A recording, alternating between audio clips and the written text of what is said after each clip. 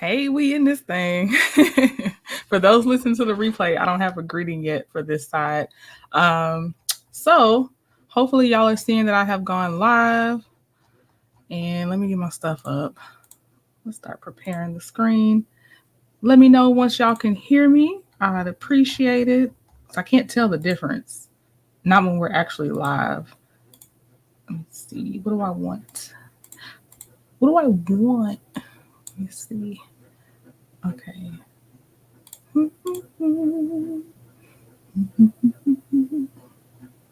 Y'all can hear me. Okay. Y'all can hear me. Thank you.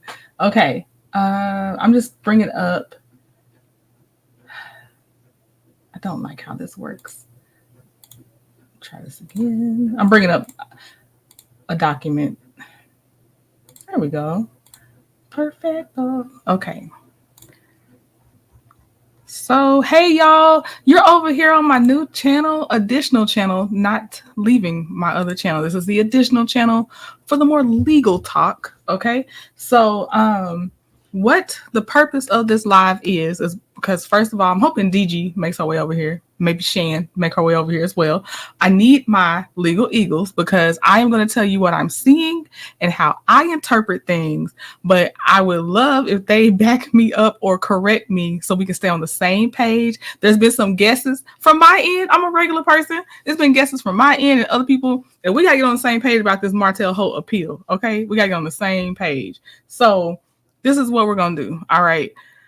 Let's go back first to look at his certification of record on appeal. We got to look at that because it shows does it show his sentencing too? Let me see. Yeah, it shows his guilty adjudication and everything. So yes, we got to look at that. Then we're going to look at what is the norm when someone does a criminal appeal in Alabama. So we're going to just try to get on a bit of the same page because we have some wishful thinking, but that ain't what happens in the appeals court. So let's see how much we get on the same page. And thank y'all again for being here. So first of all, let's revisit Martell's appeal. Okay. So let me make this a little bit bigger.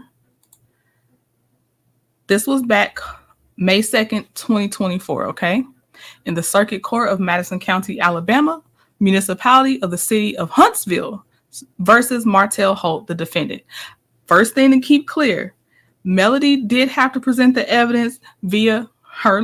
She didn't have to have an attorney, but she had an attorney. She had to present what she had to show he was actually sending her the revenge P, and then, they figure out what they can charge him under that. But after that, it's not that Melody is the plaintiff. He is being, this is criminal. Only time a civilian is the plaintiff is for civil. So that's what I just wanted to make clear, because I think a lot of times people were thinking that she necessarily would be drugged back into court every time he went to court when it came to this. But that's not what this is. So, okay. So just want to show you, stay on the same page. So it says, I, the undersigned clerk of the above court, do hereby certify that on the 2nd of May, 2024, the defendant, Martell Holt, was convicted. He was already convicted in this court of the offense of domestic violence harassing communications. And that on the second day of May 2024, the defendant gave notice of appeal to the Circuit Court of Madison County. So he gave notice he wanted to file an appeal the same day he was convicted. It says, I do further certify the following documents annexed hereto are all of the records of the proceedings which are in my possession. Okay. First of all, the original charging instrument, and it's a non-traffic complaint affidavit. Also, a case action summary, record of disposition signed by the judge showing judgment and sentence of the municipal court, and the notice of appeal. Okay. And then they signed it May 3rd, 2024. Okay. And the attorney is John Brinkley. And let me see here. I just want to, did I not have it open yet? Hold on. I'm just getting this open because I wanted to say, okay, yeah. All right. So it says to Deborah Kaiser, clerk of the circuit court, I, Doris Ford Taylor, clerk of the municipal court, hereby certify on the second day of May 2024 the case of City of Huntsville plaintiff. So the City of Huntsville was the plaintiff versus Martell Holt, the defendant, charged domestic. Oh, you can't see it. Oh, hold on. I took the screen down. Let me put it back up. 1 second. There you go. Charged domestic violence, harassing communications. The following proceedings were had. The defendant having theretofore been arrested, being present in open court, and the case having proceeded to a trial, the court rendered the following judgment. Adjudication, guilty. Court costs $264, a fine of $500, a CRO fee of $100, a docket fee of $100, jail time, 30 days jail time, but jail time suspended, 30 days suspended. So 30 of 30. And probation, 12 months monitored probation. So that's what he received. On the second day of May 2024, the defendant obtained an appeal, and I herewith deliver to you all of the papers in said case. Okay. So the costs are broken down here. I'm going to keep going. Just want to see if I have anything else. Okay. At the time, his counsel was John Brinkley. Okay. So it says retained counsel John Brinkley. Again, the charge, domestic violence, harassing communications. On the second day of May 2024, the defendant appears in open court in person and pleads to the charge not guilty. So he pled not guilty. He was still convicted as guilty. After hearing the evidence, it is the judgment of the court that the defendant is adjudicated. They didn't check the box, but up at the other document, he was found guilty. Defendant will pay a fine in the amount of $500, together with $264 of court costs and a $100 docket fee. The defendant is further sentenced to 30 days in the city jail. I hereby suspend 30 days and place defendant on probation for 12 months. Probation will be monitored. Alcohol and drug CRO assessment fee, $100. Attendant court referral class treatment as determined by CRO evaluation. Other program, he has to do wellness or family services, DVIP. And I believe that's domestic violence intervention program or something like that, but it's DVIP. The defendant shall have no contact with Melody Rogers except pursuant to basically their other civil case. City's evidence taken by stipulation on agreement of the parties. Appeal bond amount is $1,000, done this second day of May 2024. Okay. So here is Melody's original complaint, and it was $1,000 bond.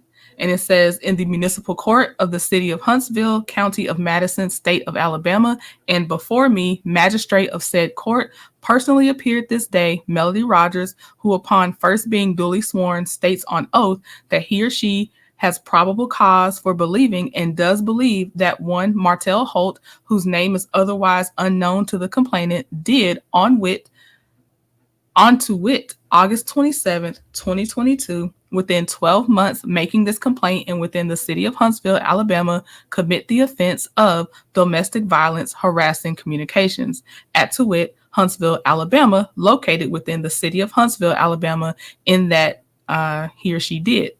With intent to harass or alarm another person, communicate with another person anonymously or otherwise by telephone, telegraph, mail, or any other form of written or electronic communication in a manner likely to harass or cause alarm, in that he or she did send photo text which seemingly depicts erotic subject matter involving the complainant. This along with the threat, so it was the revenge P image or whatever, and then the threat of, and it's quoting, leave me alone or I'm going to treat you like you treat me, end quote.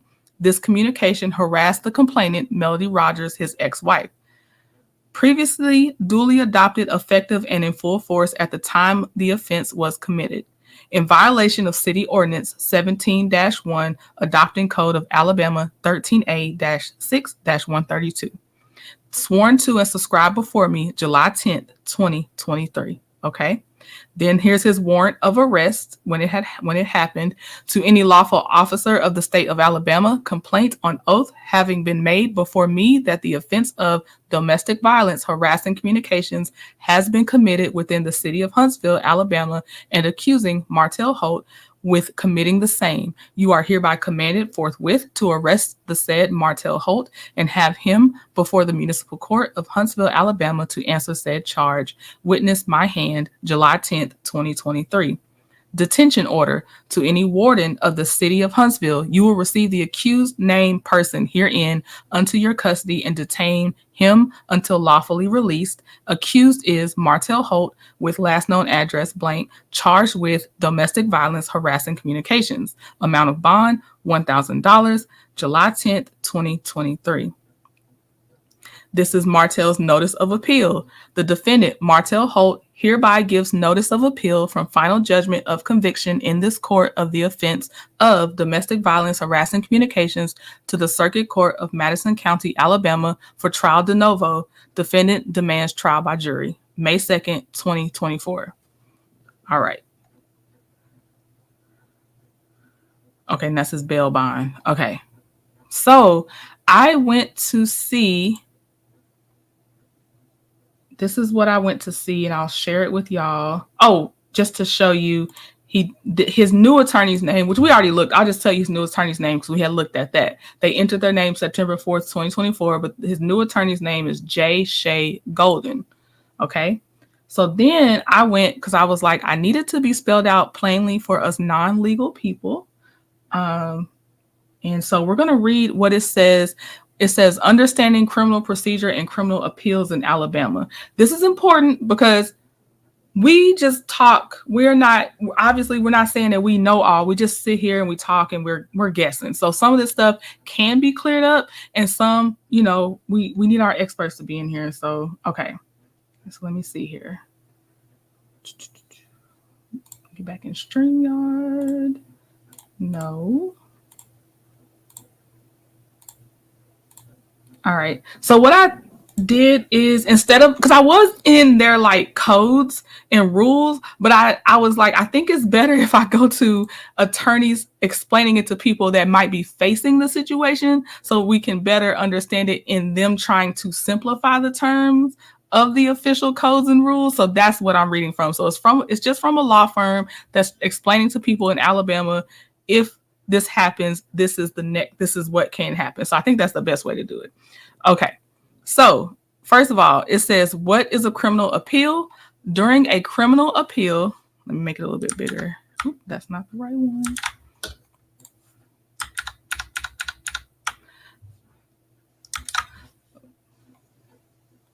During a criminal appeal, the defendant asks a higher appellate court to review and either reverse or modify a lower trial court's decision. So it was the city of Huntsville versus Martell Holt. That was the original. I want to clarify again, Melody is not the plaintiff. The city of Huntsville was the plaintiff. It says the party appealing the trial court's decision is the appellant. Some jurisdictions prefer to use petitioner. The other party is referred to as the appellee. Some jurisdictions prefer to use respondent. When a defendant is found guilty after a trial, they have a right to appeal the verdict. The prosecution, on the other hand, cannot appeal an acquittal. The Fifth Amendment of the U.S. Constitution prohibits double jeopardy, which means you cannot be tried twice for the same criminal allegation. Both the prosecution and the defense, however, can appeal a defendant's sentence, as well as any interim decisions made by a judge, like the admissibility of certain evidence. Appellate courts are concerned with legal errors. They do not hear evidence or make findings of fact as to whether the defendant is guilty or not guilty. That was one of the ones we didn't, for us that were off the streets, we didn't know. So it says they do not hear evidence or make findings of fact as to whether the defendant is guilty or not guilty. It says an appellate court examines a trial for any potential errors in terms of procedure, the law that was applied, and how it was applied. The appellant files a notice of appeal, and upon the filing of this notice, the clock starts ticking for the appellant to file a brief. The brief states the facts and the law, explaining why the trial court's decision must be reversed. The the appellee has an opportunity to respond with an answering brief. Then the appellant may respond with a second brief that answers the appellee's brief. The appellate court may make a decision based on the written briefs, or they may hear oral arguments. Grounds for a criminal appeal in Alabama. The specific grounds of an appeal will vary from case to case. Ultimately, an appellant must show that the lower court made a substantial or material error during the trial, i.e., one that affected the outcome of the trial. A harmless error, even if an error, will not change the outcome of the lower court's decision. The most common grounds given for a criminal appeal in Alabama include, but are not limited to, sentencing errors, the serious error of law, abuse of discretion, ineffective counsel, improper jury conduct, and prosecutorial misconduct. Sentencing error, just like everything else in the criminal justice system, there are rules a judge must follow when sentencing a defendant after a conviction. When sentencing rules are ignored, the sentence is considered illegal, and an appellate court will remand the matter back to the lower court for resentencing. Though this type of appeal does not reverse the trial decision's guilty verdict, nor does it allow for a new trial, it does often lead to reduced or more favorable sentences. Serious error of law. A defendant may file an appeal on the basis that the trial court made an error in how they applied the law to the facts. For example, if the judge gave incorrect instructions to the jury on a legal issue or miscalculated the sentence, that may be ground for an appeal. Abuse of discretion. A trial judge has wide discretion when ruling on pretrial motions and legal issues that arise during a trial. A party can appeal an interim ruling that was clearly unreasonable, erroneous, arbitrary, or unsupported by the facts or law. Ineffective counsel. A defendant has a constitutional right to adequate representation during their trial. If a trial lawyer's representation was so poor that it resulted in an unfair trial, this may provide a defendant with a basis for an appeal. For me, this is one of my guesses that he may go with ineffective counsel. He already has a different person that's representing him. This is a guess, though. The next one is improper jury conduct. The first time, I don't think there was a jury, but it says a defendant may appeal their conviction if a juror acted improperly during the trial or deliberations. For example, if a juror speaks directly to a witness, that could be grounds for an appeal. Prosecutorial misconduct. When prosecutors engage in dishonest or abusive acts in an effort to persuade a judge or jury of a defendant's guilt, and those abusive acts were prejudicial and harmed the defendant's case, there may be grounds for appeal. Prosecutorial misconduct must be of the nature that even if a judge instructed the jury to disregard the improper act, the jury finds it hard to do, and that impacts the way they decide the case. Examples of prosecutorial misconduct include a prosecutor commenting on inadmissible evidence before the jurors, intentionally misstating what the law says, or appealing to the jury's prejudices. Now, here we are, possible outcomes of a criminal appeal in Alabama. After considering an appeal, an appellate court's decision may be one of many.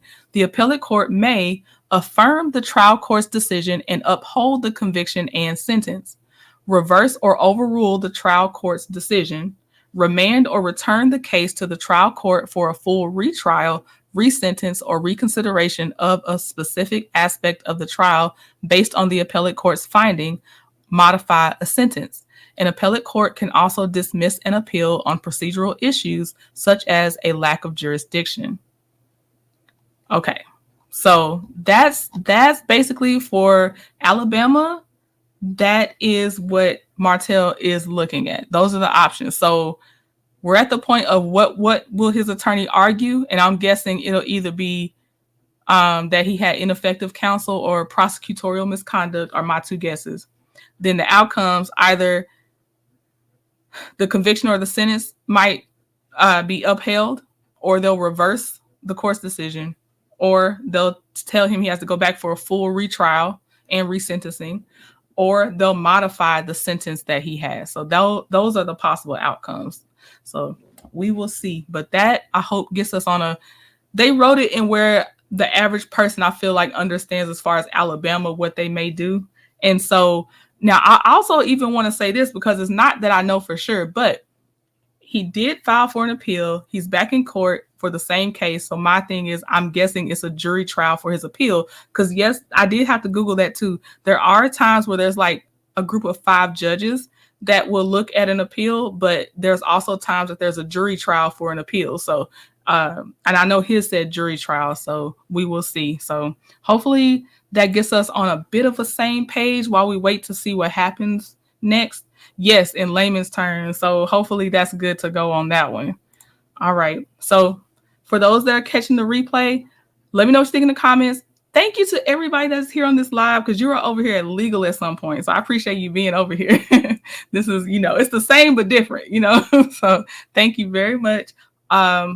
Y'all, please share the video, like it, all the things. I appreciate all the support y'all have given me. I am just I don't even have words. I'm very appreciative. So thank you very much. I'll see y'all soon. There's so much happening. All right, y'all. Bye.